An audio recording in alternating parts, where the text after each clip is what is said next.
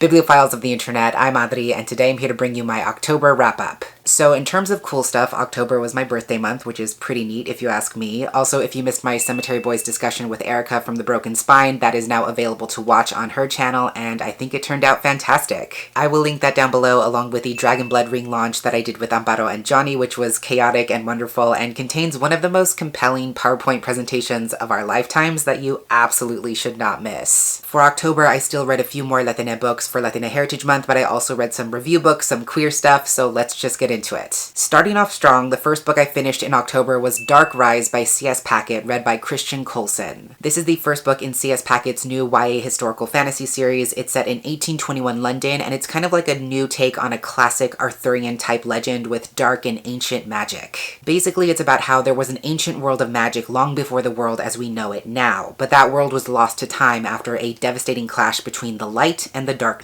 Now the only ones who remember that world are known as stewards, and not only do they maintain the ancient ways, but they are sworn to protect humanity should the Dark King ever return to exact his revenge. We follow a 16-year-old dock boy named Will, who's being hunted by the same people who killed his mother, and in trying to figure out the truth of what happened to her, he stumbles into the world of the stewards. There he learns that he's inherited a legacy of powerful magic, and that he's destined to play a vital role in the oncoming battle against the dark.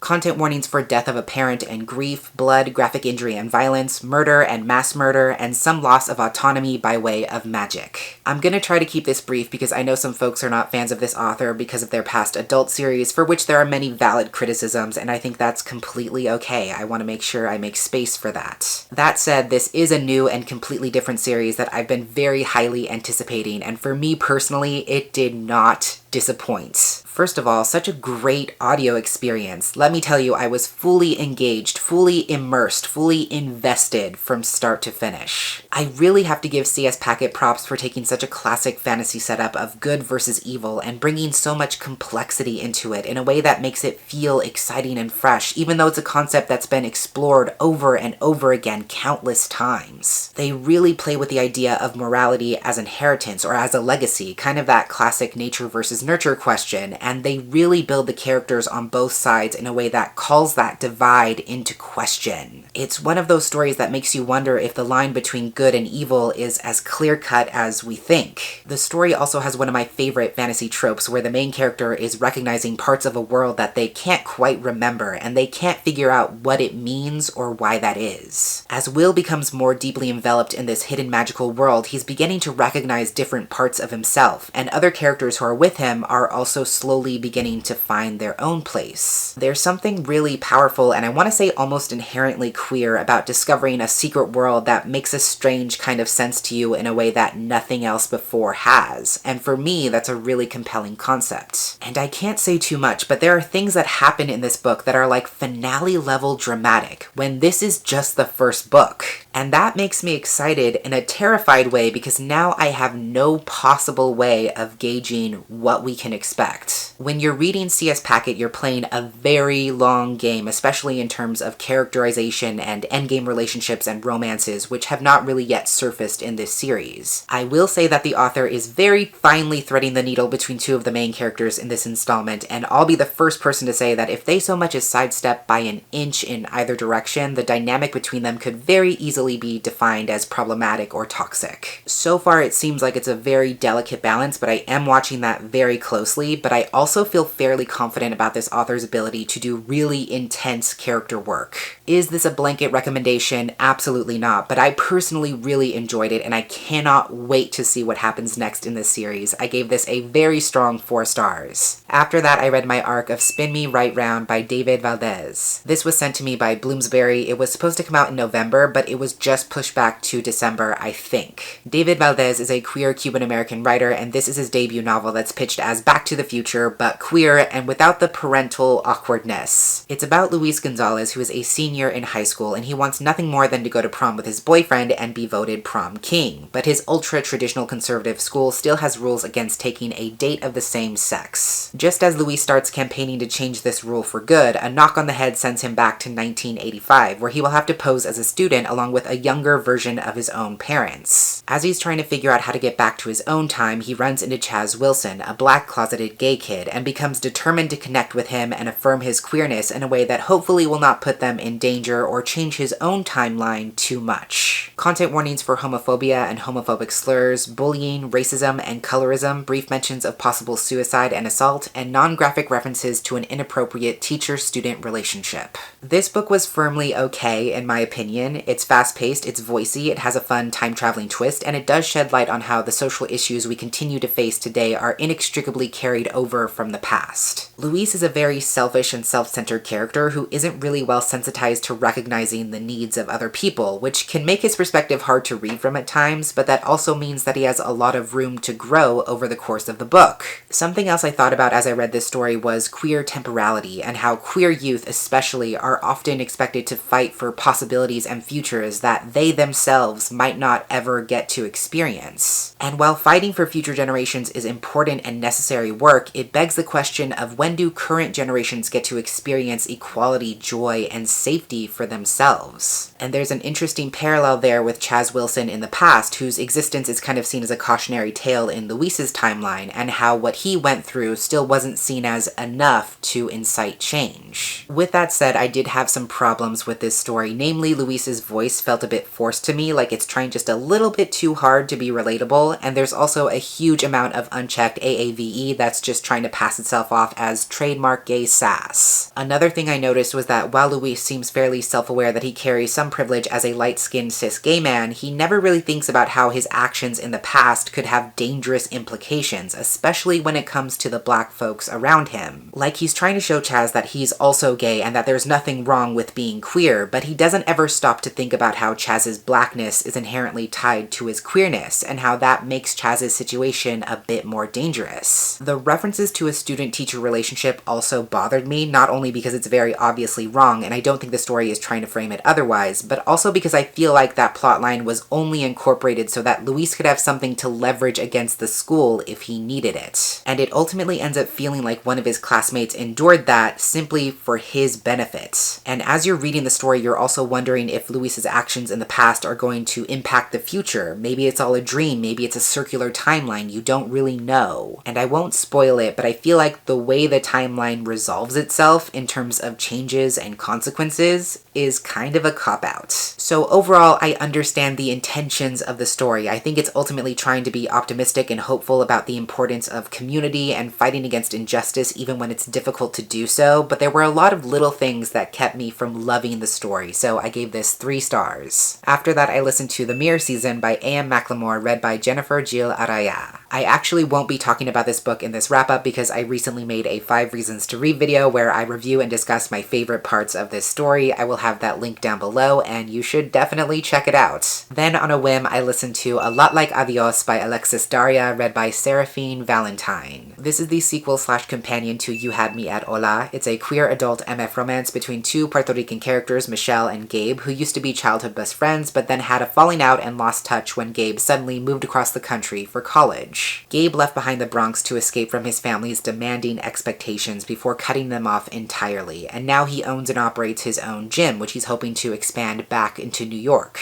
So his co-owner accidentally hires Michelle to spearhead the new marketing campaign without Gabe's knowledge. Michelle sees this as a chance for them to make amends and pick up where they left off, so they'll have to see if they can work together or if the history between them will prove to be too much of a distraction. Content warnings for exploration of past family trauma, estrangement from family, and scenes containing graphic sex. Before I get into my thoughts, I do want to say again that this is a queer romance. Both characters are canonically bisexual, and just because they're in a straight-passing relationship should not and does not erase their queerness. With that said, this was another case of liked it, didn't love it, unfortunately. I will say I went into this hoping for a steamy second chance childhood friends to lovers romance, and I was not at all disappointed in in that respect. I definitely give Alexis Daria props for that. If you're looking for adult romance that's not erotica, that has a fair amount of steaminess, that is one of her specialties, and those are definitely some of the most memorable moments. I also really enjoy how tropey this romance is, because not only does it have that second chance aspect to it, but there's also a little bit of fake dating, there's forced proximity and temporary arrangement, and a lot of other romantic diversions that make it a really fun experience. There's also a lot to be said about how this story addresses healing from family trauma, overcoming toxic masculinity, finding connection through fandom, and how to navigate and learn from the choices that are the hardest ones to make. That said, I was a bit disappointed that Gabe feels more like the main character in this story as opposed to Michelle, when this companion trilogy is tied together by the women. It's called The Primas of Power, and yet I feel like Michelle doesn't really have a strong storyline in her own book. Which is not to knock Gabe's storyline about making amends with his family, learning his boundaries, learning how to be emotionally vulnerable. Those are really important experiences. I just wondered why there wasn't as much depth in Michelle's experiences. There's also these fanfiction interludes between chapters, and I didn't really love those because they force the reader to care about a made-up sci-fi show that we have no context for and know nothing about. Intellectually, I get it. I get that those interludes are foreshadowing dynamics between the characters or things that are still to come. I get that they're meant to tie the companion books together because there's a similar convention in book 1,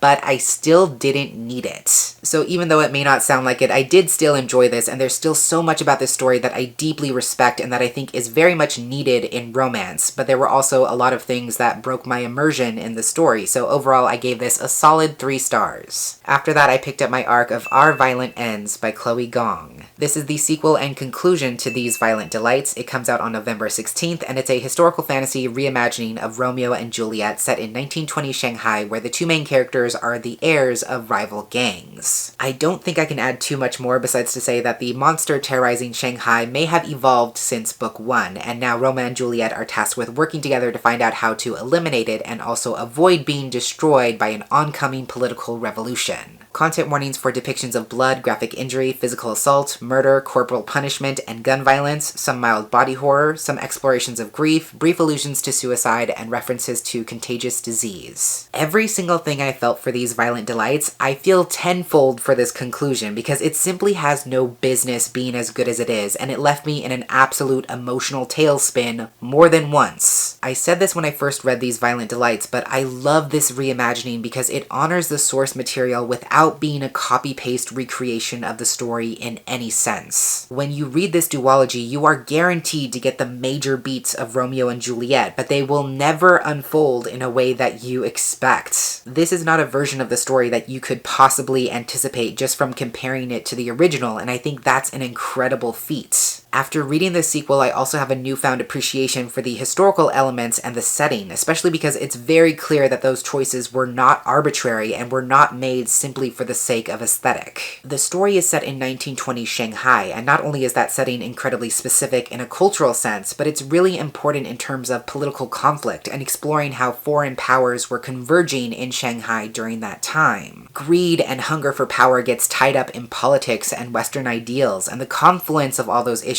makes for an epic finale that's both urgent and dynamic. I was also fascinated by the fact that loyalties are being tested and even changing over time. So not only are the Montagovs and Kais crossing over enemy lines, so to speak, but some are defecting entirely, or they're facing down potential uprisings from within their own ranks. Even with the central characters, you're not always entirely sure where they stand, and they could decide to switch sides at a moment's notice. Kind of on the same note, that push and pull dynamic between Romeo and Juliet remains one of my favorite things about this series. With some enemies to lovers stories in YA, it's usually more like dislike to affection, but with these two characters, there is an equal likelihood that they will kiss each other or kill each other, and they really could go either way at any given moment. And even though I wouldn't personally classify this duology as queer lit, I also do appreciate the prominence and importance of queer characters in the main cast. One of Juliet's closest confidants is a trans woman, and there's also two two queer members of the Montagov gang that have an absolute death grip on my heart. I feel for those characters just as much, if not more than, the main characters, who I'm very much invested in, so that's really saying a lot. And interesting feels like the wrong word, but there's definitely a fascinating parallel between these contagious monsters and the COVID era that we're living through that I think is going to resonate with a lot of folks. The constant uncertainty, the way the monsters and the contagions evolve, the politics and the science behind developing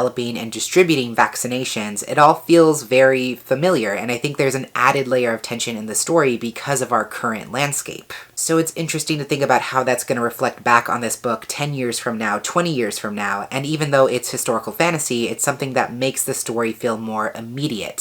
So I can't say much more than that. I loved being back in this world with these characters. This story left me emotionally strung out in every imaginable sense, and it left me guessing until the very end. I gave it 4.5 stars. And finally, for Tome Topple, I chose to read my arc of If This Gets Out by Sophie Gonzalez and Cale Dietrich. This comes out on December 7th from Wednesday Books. It's a queer YA contemporary romance about Ruben and Zach, who are best friends and two members of a popular boy band known as Saturday. While they get along on and off stage, the band has been straining recently under the pressures of fame, and also Ruben confides in Zach that their label has forbidden him from publicly coming out. During a whirlwind European tour, they begin to explore the connection between them and start moving towards a possible romance, knowing that they will eventually have to figure out whether they want to share that part of themselves or if they even get to make that choice. Content warnings for references to underage drinking and drug use, mentions of divorce, some struggles with body image and diet culture, references to toxic parents, some internalized queer phobia, depictions of vehicular trauma, and some fade to black sexual content. I didn't know what to expect when I picked this up, but I was pleasantly surprised by this story. I think it does such a great job of humanizing these characters and helping the reader really understand the pros and cons of fame and the entire boy band process. When you have contemporary stories that focus on pop culture and fame, I think there's always a risk that it's going to come off as cheesy or idealistic, but I think this story is able to cut through that potential pitfall because you can tell how much research went into it. It's such an incisive look into the boy band machine, or the process behind taking individuals and turning them into a global brand, and everything that comes with that, for better or worse. A lot of the tension in this story stems from how Ruben and Zach feel penned in from all sides. They feel controlled by their label, who's very strict about them maintaining a certain kind of image. They feel spoken and unspoken pressure to perform for the prototypical cishet female gaze, and they also put a lot of unrealistic expectations on themselves. In many ways, I think the story is about them figuring out their own boundaries, figuring out what they're willing to share, what they're not, and just recognizing where they draw the line when it comes to how much of themselves they're willing to give. And that could mean how much they're willing to give their fans, how much they're willing to sacrifice for their label and their careers, or how much of their own fears and unspoken desires are they willing to finally face. There's no clear-cut answers for any of those dynamics, and because of their fame, it's inevitable that there's gonna be some give and take. So it's powerful to see them trying to reclaim their agency and finding out what is going to work for them. I appreciate the way the story is formatted as well, because it is a dual POV story written in first person, but what's cool is that the chapters alternate between font faces. So Ruben's chapters are in one font and Zach's are in another, which really helps when it comes to distinguishing whose POV you're reading from, but they also have very clear personalities and personal conflicts that also help make them feel distinct. Overall, I really enjoyed this. It's a really sweet and vulnerable romance, but there's also an equal amount of angst and hardship as the story takes a very realistic look at the pressures of fame, the responsibilities that come with having a platform, and what it means to be queer in the spotlight. I also really appreciate the conversations around questioning your sexuality and coming out. I especially love how Ruben and Zach make sure to check in with each other and see if they're on the same page, because they realize that coming out is not something they're obligated to do, and whether or not they come out is a choice that each of them should be able to make for themselves. I will say that the conclusion is very satisfying to read, if not a little bit idealistic, but I cannot deny that as I read those last few pages, there was a huge smile on my face. I wish some of the intersections of fame and queerness were explored even more, and I do wish there was more of a discussion about the fetishization and queer coding of famous young men, especially those in groups, but I do still appreciate what this story had to offer, and I gave it 4 stars. So those are all the books books I read in October, some books I loved, some books I liked, but none that I actively disliked, so that's a good thing. If you've read any of these books yourself, or if you plan to, feel free to leave me a comment down below and let me know what you think. But that's everything I had for this wrap up today. Thank you so much for watching, and until next time, educate yourself, be kind to yourself, take care of yourself, and I will catch you on the flip side of the page.